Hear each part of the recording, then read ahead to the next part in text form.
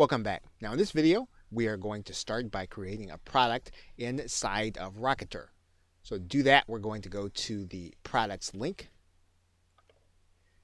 and then we're going to click add a product.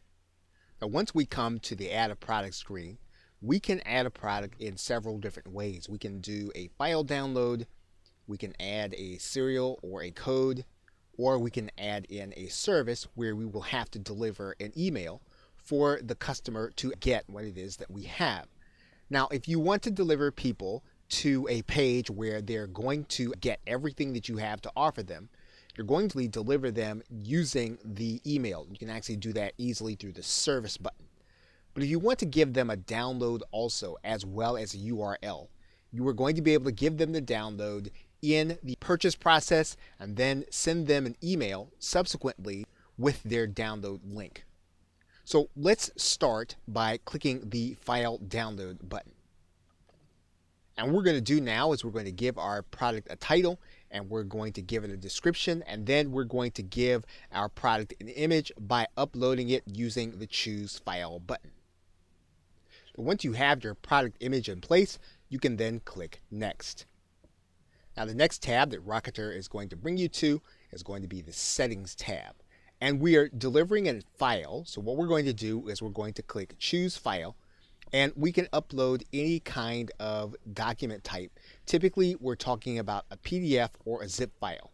So let's go ahead and upload a PDF. We can limit the number of times that this product can be purchased, or we can let it be sold an unlimited number of times.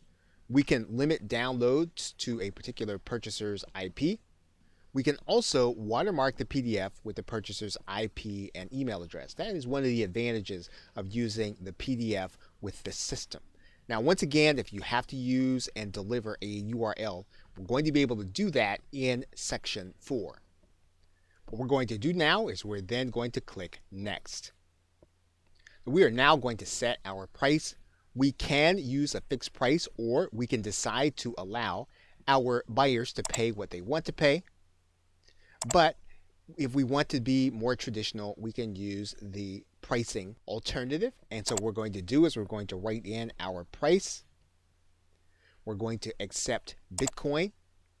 And then we can use a couple of features here, and Rocketer will allow us to have everyone to be able to purchase, with the exception of certain limitations. So we can limit people by our global blacklist, and anyone buying from a proxy, which typically indicates some kind of lack of trust, or we can allow all buyers to purchase.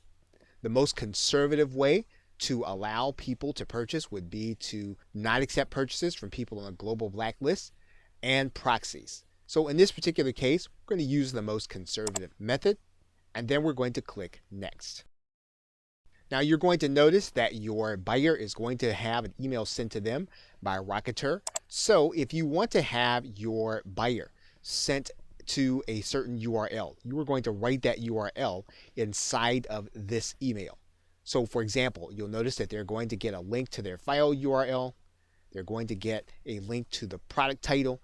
We can actually put in a URL to this email.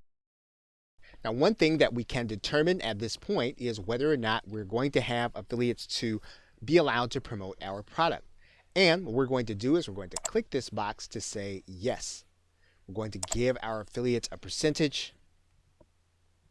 And once we've done that, we can then click add product. And once we've done that, our product is ready to go to the next step for placing onto our website. Okay, so with that, thanks, and I will see you in another video.